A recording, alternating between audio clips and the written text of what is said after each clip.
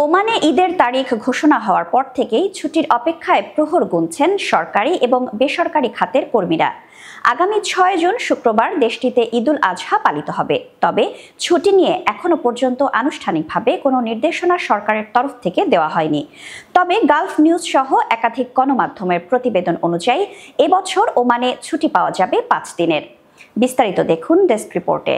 ২০২২ সালে জারি করা ওমান সুলতানের রয়্যাল ডিক্রি অনুযায়ী জিলহজ মাসের ৯ তারিখ থেকে ১২ তারিখ পর্যন্ত ঈদুল আজহার সরকারি ছুটি। তবে এবছর ঈদের প্রথম দিন শুক্রবার পড়ায় নিয়ম অনুযায়ী সরকার একদিন অতিরিক্ত ছুটি বাড়িয়ে দিবে। এতে সরকারি ও বেসরকারি খাতের কর্মীরা পূর্ণাঙ্গ ছুটির সুযোগ পাবেন। অর্থাৎ ৪ দিনের বদলে এবার মিলতে যাচ্ছে টানা ৫ দিনের ঈদের ছুটি। ছুটি শুরু হবে বৃহস্পতিবার ৫ জুন থেকে এবং চলবে সোমবার ৯ জুন পর্যন্ত।